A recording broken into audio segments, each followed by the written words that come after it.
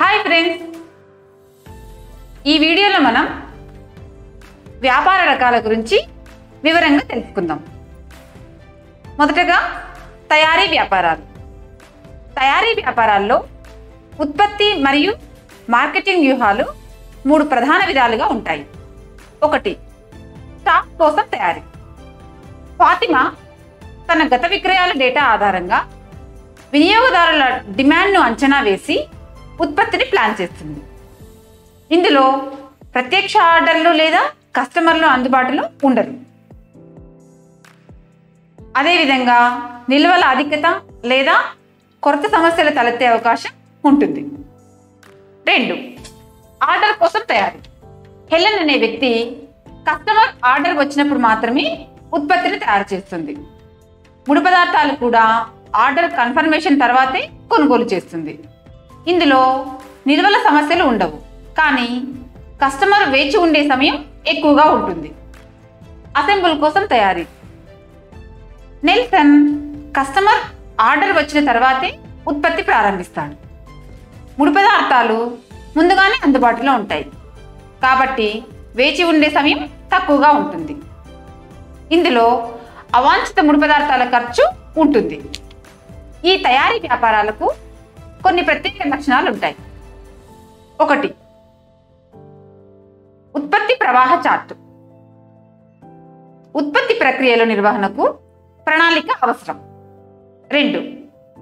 Factory layout ప్రణాళిక. సమర్థవంతమైన layout design తయారీకి కీలకం. 3. ప్రభుత్వ నియమాలకు అనుగుణంగా ఫ్యాక్టరీ స్థాపన. వ్యాపార స్థానాన్ని ప్రభుత్వ నియమాలు మరియు షరతులు పాటిస్తూ నిర్మించాలి. 4. దీర్ఘకాలిక ఒప్పందాల అవకాశాలు. దీర్ఘకాలిక ప్రాజెక్టులకు ఉత్పత్తి చేసే అవకాశం. 5. అధిక నైపుణ్యం మరియు నిర్దిష్ట నైపుణ్యం లేని కార్మికుల అవసరం. తయారీకి అధిక శ్రామిక అవసరాలు ఉంటాయి. 6. సప్లై చైన్ సమగ్రతకు చేరువ. ముడి పదార్థాలు మరియు ఉత్పత్తుల సరఫరా సమర్థవంతంగా నిర్వహించబడాలి. 7. సమాచార భాగస్వామ్యం స్థాయి. ఉత్పత్తి మరియు మార్కెటింగ్ మధ్య మెరుగైన సమాచార అనుసంధానం ఉంటుంది. 8. ఉత్పత్తి ప్రణాళిక మరియు సాంకేతిక ప్రణాళిక. ఉత్పత్తి పద్ధతులను అంచనా వేయడం మరియు సాంకేతిక అభివృద్ధికి ప్రణాళికలు రూపొందించడం. 9. నూతన ఉత్పత్తి అభివృద్ధి. కొత్త ఉత్పత్తులపై పరిశోధన మరియు అభివృద్ధి. 10. స్థానిక మరియు అంతర్జాతీయ నాణ్యత ధ్రువపత్రాలు. నాణ్యతా ప్రమాణాలకు అనుగుణంగా ఉత్పత్తి చేయడం. గమనిక: తయారీ వ్యాపారాల సమర్థత, వ్యూహం మరియు మార్కెట్ అవసరాలను బట్టి నడుస్తాయి. ఈ లక్షణాలను అర్థం చేసుకోవడం పొటెన్షియల్ పారిశ్రామికుల విజయానికి మార్గం చూపుతుంది. 2. సేవా వ్యాపారాలు అనగా సర్వీసెస్. మనం శిరీష యొక్క బ్యూటీ సెలూన్ పై దృష్టి పెట్టుకుందాం.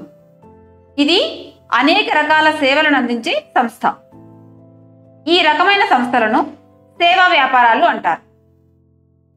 తయారీ వ్యాపారాలు ఉత్పత్తులను అందిస్తే, సేవా వ్యాపారాలు తమ కస్టమర్లకు సేవలను అందిస్తాయి. సేవలు కూడా ఉత్పత్తులే అయినా వాటి భౌతిక రూపం ఉండదు. ఒక సేవను ఉత్పత్తి చేసేటప్పుడు అత్యంత విలువైన ఇన్పుట్స్, వృత్తిపరమైన లేదా సాంకేతిక నైపుణ్యాలు, నిపుణత మరియు పద్ధతులు ఉంటాయి. ఈ సేవా వ్యాపారాల లక్షణాలంటే తెలుసుకుందాం. 1. అస్థిరత. సేవ చాలా అస్థిరంగా ఉంటుంది మరియు సేవ మార్కెటింగ్లో సమయానికి చాలా ముఖ్యమైన పాత్ర ఉంటుంది. సేవను నిల్వ చేయలేము. 2. అస్థిరమైన డిమాండ్. ఉత్పత్తుల డిమాండ్ కూడా అస్థిరమైనది, కానీ సేవా డిమాండ్ చాలా డిగ్రీలో అస్థిరమైనది. 3. అస్పృశ్యత. ఉత్పత్తిలా కాకుండా సేవను ముట్టుకోలేము లేదా అనుభవించలేము. పూర్తి కాకముందే పరీక్షించలేము. సేవ ఒక అస్పష్ట దృగ్విషయం. 4 వేరు చేయలేనితనం. వ్యక్తిగత సేవలను ఆ వ్యక్తి నుండి వేరు చేయలేం. ఉదాహరణకి ఒక వ్యక్తి లేకుండా జట్టును కట్టడం సాధ్యం కాదు. అదేవిధంగా రోగి ఉన్నప్పుడే ఒక డాక్టర్ చికిత్స చేయగలడు. 5 అసమానత. నాణ్యత లేదా ప్రమాణాలలో అసమానత.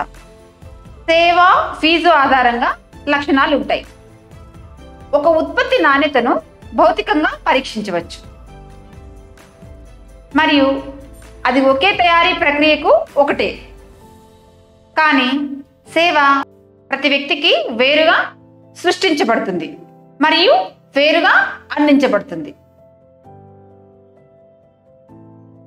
6 సేవల ధరల నిర్ణయం.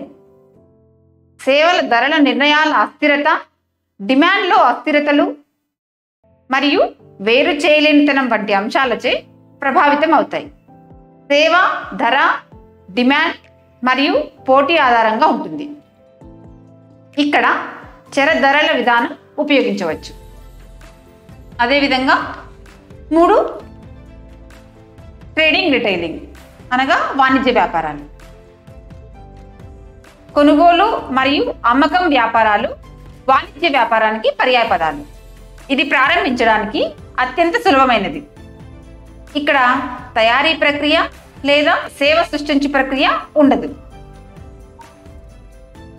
ఇలాంటి వ్యాపారాలు పోటీదారుల నుండి సరుకులను టోకు ధరకు కొని ఎలాంటి మార్పులు చేయకుండా రిటైలర్లకు అమ్ముతారు.